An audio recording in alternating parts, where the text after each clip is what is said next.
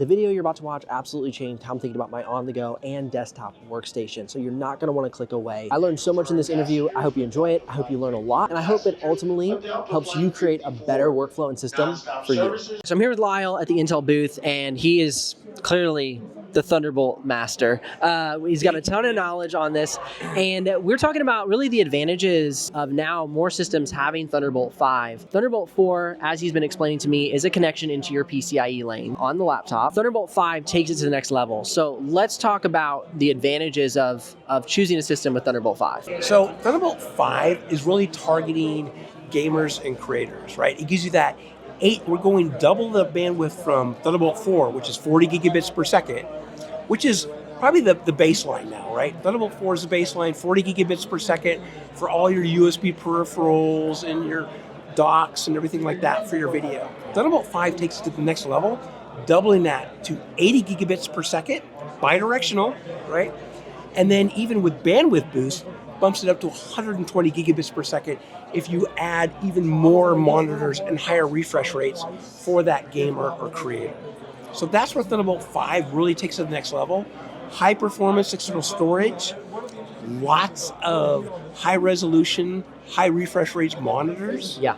And then that ability, even with Thunderbolt Share, where we can actually connect two PCs and double the bandwidth even for PC to PC connectivity. Yeah, because I think about like this idea of having a desktop replacement laptop. Bottleneck has always been the amount of data that can be transferred to external storage devices, peripherals, having multiple monitors. And multiple, I mean way like 2 to 4, not just like 1 or 2. Right. And so with Thunderbolt 5, it's going to secure that bandwidth that you need to make it truly a powerful machine that meets your needs. Absolutely. And think about when you have like a creator or gamer laptop. Yeah. Right? You don't want to plug in all your peripherals to the laptop directly, right?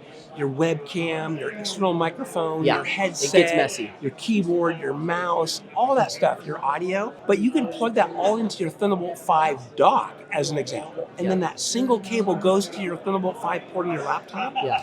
And you've got so much more bandwidth for all your USB devices. Yeah. There's no bottlenecks, right? You have plenty of headroom, which you don't if you're just running USB. USB 3.2, right? 10 gigabits a second. Yeah. That gets used up pretty quick when you start adding all your peripherals. Yeah, and one thing we were talking about earlier is how Thunderbolt hooks into the PCIe for that max speed. To refresh anybody who doesn't know, is USB hooking into PCIe? Not great question. So USB is not, right? Okay. You don't get access to the PCI bus with USB. Okay. You only do that with Thunderbolt 4 or Thunderbolt 5. Okay. So that's how, things like external GPUs, right? That's PCIe data.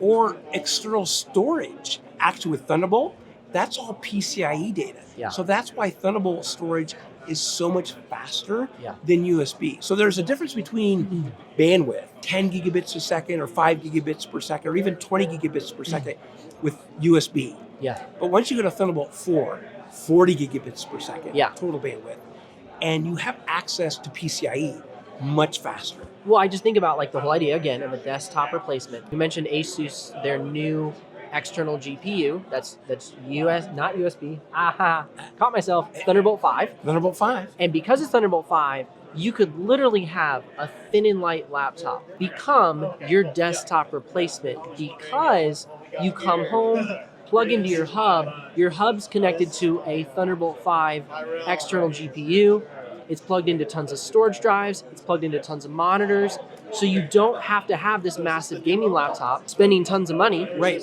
You could have one device, a thin and light laptop that's hooked up to the right peripherals, multiple monitors, and you've had a desktop replacement that has maybe 20 hours of battery life. Absolutely. Yeah. That's now, insane. That's insane. If your thin and light has a Thunderbolt 4 port, right, you would still have access to that external GPU. You do, just not as powerful. At Thunderbolt 4 speeds. But that's what's cool thing about it. You can buy that Thunderbolt 5 eGPU and plug it into your Thunderbolt 4 laptop. That's what's cool. Now, you're going to get Thunderbolt 4 speeds, right? But Thunderbolt 5 is backwards compatible, Okay. which is so cool. Yeah, and obviously, I mean, if you're looking for ultimate desktop replacement, it would be going for Thunderbolt 5. Right, You're Thunderbolt 5 to future-proofing Thunderbolt yourself. 5. Yeah. Right. If you have a Thunderbolt 5 device, you have a Thunderbolt 5 laptop. Yep. That's how you get the Thunderbolt 5 performance. Yeah. But you can have a Thunderbolt 5 device Yeah. into a Thunderbolt 4 laptop or desktop. Yeah. Right. They're both compatible, but it's always going to be based on the performance of the PC. But absolutely, it still gives you that eGPU. Yep. You're thin and light. Our choices are increasing on how we build our systems because of the flexibility that Thunderbolt 5 unlocks your system to be. Again, the whole idea of a great desktop, the reason desktops are amazing is you have access to PCIe lanes. Right. In my opinion, like you can input different cards and different inputs, GPUs or more USB-C, more Thunderbolt 4 ports. It's Right. stuck in my head. Yeah. Thunderbolt 4, Thunderbolt 5 ports. Shove them into the lane. You now have access to those lanes, Right. So which has blown the cap off of what you can do with Thunderbolt laptops. cable and Yeah. the Thunderbolt port is access to your internal PCIe. Yeah. That's what's so special about Thunderbolt. You don't get that with USB. Exactly, and they've been saying at the keynote how the PCIe 4.0 is expanding its ability to give you more access to it because of the new Intel Core Ultra 200 series, the advancement in the performance. It's not bottlenecking with how many peripherals you plug in. Right. Like there's more room for more peripherals in this latest launch of Intel Core Ultra. Right. And that's one of the differences between Thunderbolt 4 and Thunderbolt 5. So Thunderbolt 4 is based on PCIe Gen 3, Yeah, and Thunderbolt 5 is based on PCIe Gen 4. So that's another difference there, right? So you get the benefits with Thunderbolt 5, you get the benefits of external storage running an M.2 that's based on PCIe Gen 4. yeah. So there's all these different things that kind of add up Yes. when you start talking about Thunderbolt 5. Yes. Thunderbolt 4 is great. It's great. Like you said, Thunderbolt great starting 5 point. is Ultra. I'm amazed. I think it's so easy to overlook these number changes. Just 4 to Yes. 5. 4 to 5, Oh, it's yeah. 4 to 5, and just Yeah. move on. Not think anything of it. Right. Oh, it's just marketing terms. But when you dig deep, you start to realize the potential it opens up to you as a consumer to build a system the way you want to build it. Right. And what we talked about, right? Let's say USB on typical laptops, 10 gigabits a second. Yeah. Right? Thunderbolt 4, 40 gigabits a second. Yeah.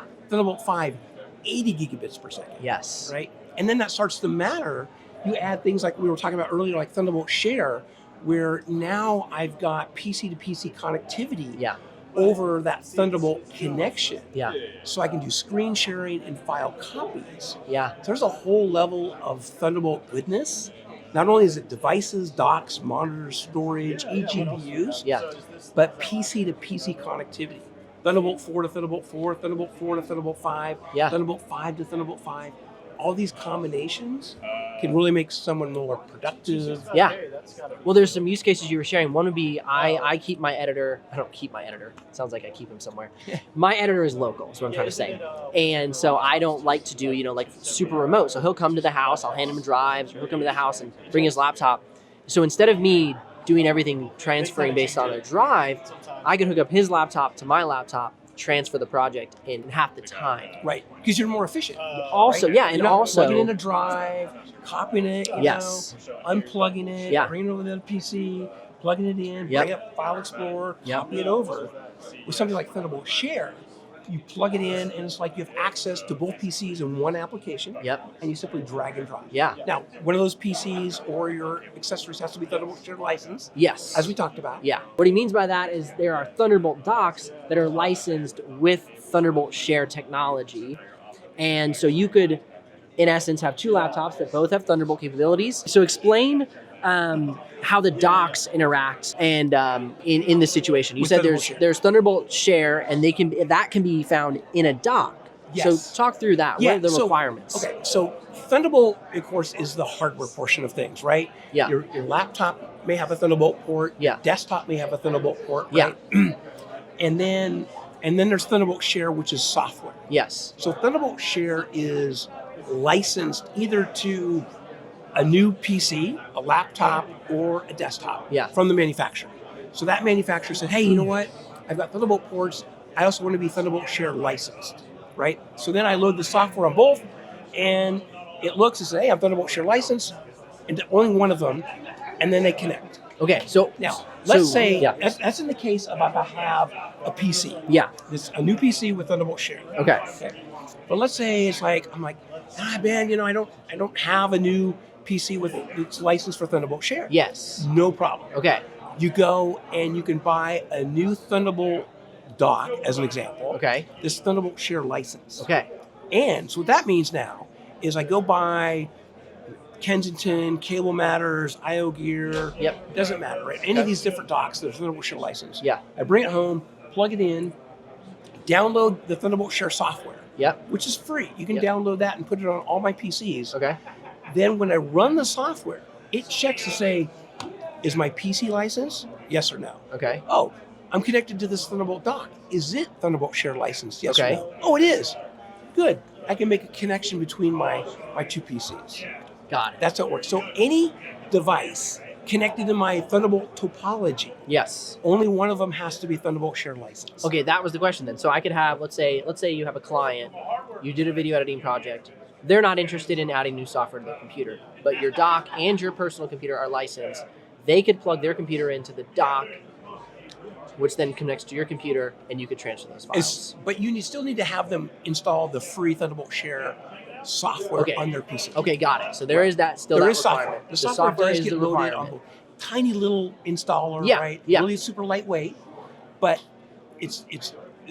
the software checks the hardware. Now, one of the things I think about is the use case of screen recording. We talked about having, a thin and light laptop, basically that turns into this super powerful gaming machine because of the external GPU. But you now want to record in OBS your gameplay. So you could have another thin and light laptop. You don't have to have another laptop with a big GPU. Right? Hooked in to your dock, go ahead and do Thunderbolt Share. And now you can record it. You don't need big, thick, chunky gaming laptops. Everything can be done through these thin and light Absolutely. laptops. The dedicated external GPU is powering the system, multiple monitors because of the power of Thunderbolt 5. Right.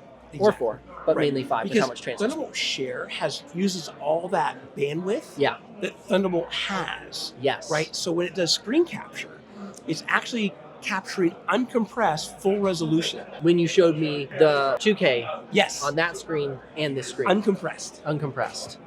Wow. So, for example, we were doing that from one PC to the other, Mm-hmm. 2K, Yep. and it was getting captured at 120 frames per second. Yes. That was what was captured on the thin and light. Wow. The gameplay might even been higher than 120. But the thin and light was which- doing 120 frames per second. and it was smooth. It was absolutely smooth, right? Yes. Low latency Yep. because of the high bandwidth of Thunderbolt. I think this is It something. turns it into a capture card, right? Basically, Yeah. we were able to turn any Thunderbolt 4 laptop, in this case, Yep. into an OBS streaming studio Yes. for both audio and video with no extra hardware. Thunderbolt cable, Wow. Thunderbolt Share loaded, Yeah. and then, of course, one of them was Thunderbolt Share licensed. I think this is an eye-opening moment of like one of the most overlooked things in my workflow. I don't benefit from this insane technology that's been available to me. It's since 11th gen. Thunderbolt 4. Yeah. Yes. Thunderbolt 4 came out starting with 11th gen Yeah. on laptops, Yeah. right? And now it's everywhere, right? Yeah. Thunderbolt 4 is basically everywhere. Yeah. Starting with desktops, Thunderbolt is now integrated into the processing. Yes. So now we're seeing Thunderbolt 4 on desktops everywhere. And It's been on discrete, right? We've Yep. had Thunderbolt on desktops, Yep. but not as much because they had to add an extra chip. Yeah. The way you explain that is instead of having that Thunderbolt 4 chip on the motherboard, which requires the motherboard manufacturer to add it, so you have to buy a specific motherboard for Thunderbolt 4. Now, moving forward with the 200 series, Intel Core Ultra 200, it's now baked into the SoC. It's now baked into the SoC, so it's much easier for an OEM to add Yep. Thunderbolt to their system. Yeah, Just like it was starting 11th gen with the laptops. with the laptops. So now you'll be able to, if you do have a desktop system and a thin and light laptop, that connectivity between the two will be even more seamless. Absolutely. Now, with Thunderbolt Share, Intel's software solution for PC to PC connectivity, Yeah. that makes it super exciting. And it doesn't matter if it's laptop to desktop or laptop to laptop Yeah. or desktop Or to desktop. say desktop to desktop. Right? File sharing, screen sharing in both directions all possible with Thunderbolt Share. Amazing. Well, Lyle completely dragged me into this, and I'm so grateful. It's been amazing. I've learned so much. I should have known so much more, to be honest, but I'm grateful to be able to sit down with Lyle and have this conversation. I hope you guys have learned so much, and I hope that this has helped you looking towards your decision-making process for a new device in 2025. All right. Thanks, man. Sweet. Thank you. Enjoy CES. Oh, man, this has been...